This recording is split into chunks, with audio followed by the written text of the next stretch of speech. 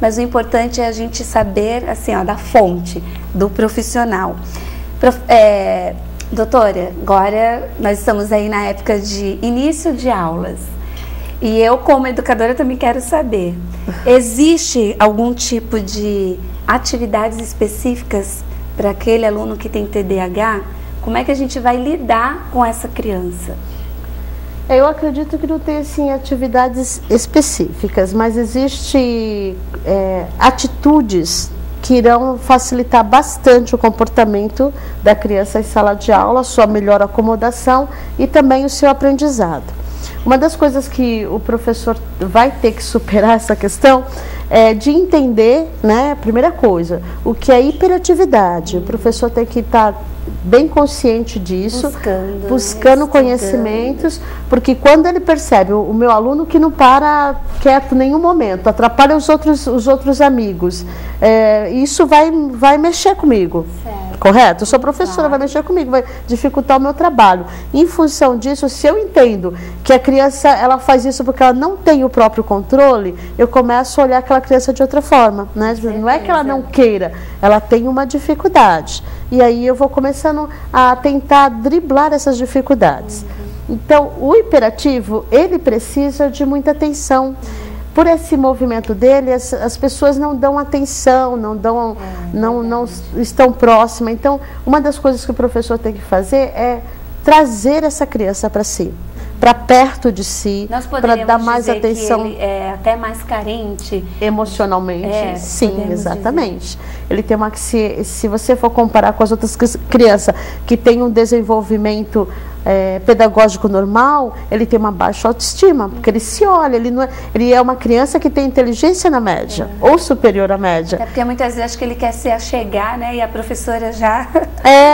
ou então ele está tão acostumado em todos os ambientes ser rejeitado, ser de alguma forma, e aí ele carece disso. Então o professor tem que dar mais atenção, incentivar e motivar os comportamentos positivos dele, arrumar um local propício para a criança estar dentro da sala de aula, então ela tem que estar próxima do professor, para que o professor esteja olhando todo momento o caderno, chamando a atenção da criança quando ela se distrai.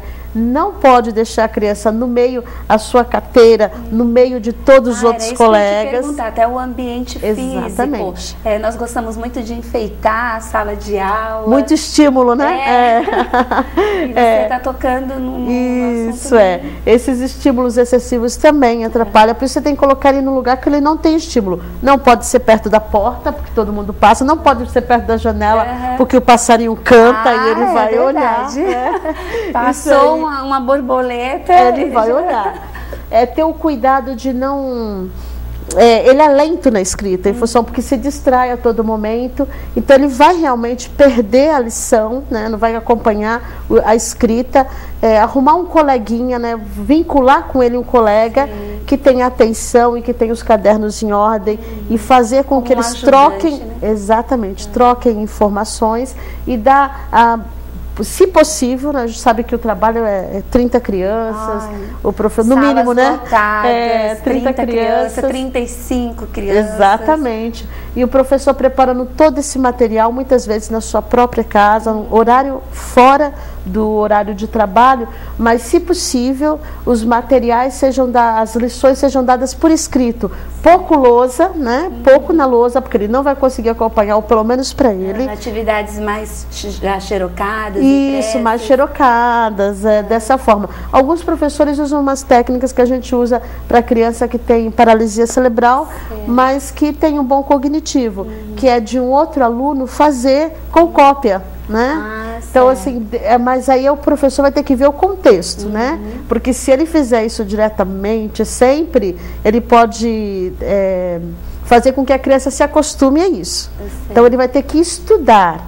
Então, quando a criança é muito hiperativa, está tendo muitos prejuízos, o professor, em algumas matérias, como, por exemplo, história, geografia, que tem que escrever muito, usa desse recurso de o amiguinho fazer a cópia e aí passar para ele ter que passar para o caderno com a letra dele. Agora eu vou deixar uma pergunta no ar.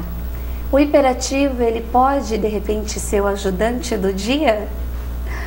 Nós vamos para um breve intervalo, nós voltamos já já e a doutora vai responder isso aí, viu? Fique conosco.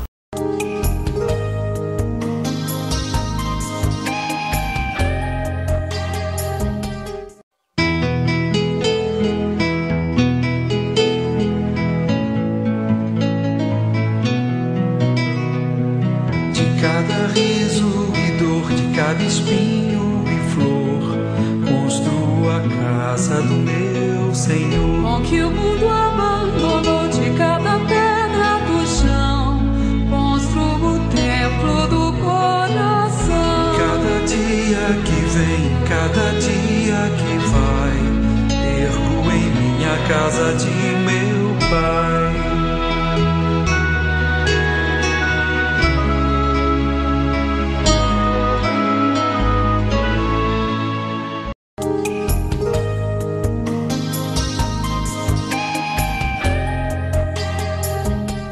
Voltamos, e como eu deixei a pergunta no ar, e aí, doutora, a criança com hiperatividade, ela tem condições de ser ajudante da sala? Tem muita. Isso é bom? É muito bom. Ele tem muitas condições, até pela essa agilidade, essa hiperatividade, e é muito bom fazer isso. Só que o professor tem que ter o cuidado de não fazer com que ele seja o preferencial, entendeu? Todo momento. Porque ele não é um coitadinho. Exatamente. Né? Ele é uma criança comum como as claro, outras. E como qualquer ser humano, paparico demais, né? Com certeza, não estraga. Faz bem, estraga. Então, ele tem que ter isso, mas como ele é uma criança que tem dificuldade de seguir regras, então pode ter um combinado, né? Um combinado, tal dia você será o ajudante, ou alcançando tais determinações, você tem, mais uma vez, você é ajudante. Então, pode haver toda essa possibilidade de jogo com a criança. O bom da criança é isso, que você pode negociar com ela. É verdade. Né? Um adulto já é mais difícil essas trocas, né? Mas com uma criança você pode e você vê resultados. É verdade. Então, olha só, tem muitas alternativas, né, para nós professores, nós lidarmos com essas crianças. Então, eu aproveito aqui e deixo até aí uma sugestão para você, educador, o meu colega de trabalho, da doutora também, né? Porque nós somos uma equipe em prol da melhor educação, com o objetivo sempre centrado no aluno. Fica aí para você, olhe para o teu aluno com carinho. A doutora já falou aqui que essas crianças, elas até precisam um pouco mais de atenção, né? São, como é que você falou, da afetividade, são um pouquinho mais carentes. Então, nada de rotular. Acima de tudo, ame o seu aluno, que com certeza o amor, ele supera tudo, e Deus vai te capacitar para que você busque sempre mais alternativas e aplique isso na sala de aula, né? Mas nós estamos falando dos educadores, só que nós não podemos esquecer de uma parte que é fundamental, que são os pais. Né? Muitas vezes os pais abrem mão e não, é tudo a escola, e chega lá, vai reclamar do professor, do coordenador. Como que eles devem lidar com essas crianças e até alguns adolescentes? Como você falou, que às vezes a criança, ela não é acompanhada, e aí isso aí vai continuando, né, até a adolescência, adulto. Como é que esse pai tem que lidar? A primeira coisa é cuide-se, porque cuidar de uma criança hiperativa não é fácil. Geralmente, quando você detecta essa hiperatividade, a família já sofreu muito, né, em várias situações, com a própria criança, com os irmãos, porque começa a haver uma diferença de tratamento. Então, tudo isso traz prejuízos para a família. Então, os pais têm que se cuidar, têm que estar bem emocionalmente, tem que estar preparado para isso. E entender como os professores entender o que é hiperatividade, entender que seus filhos não fazem isso proposital. Exatamente. Eles sofrem também, precisa entender sofrem isso. demais nesse sentido, e a gente tem que estar entendendo isso. E aí os pais precisam começar a utilizar em casa mais regras. Sim.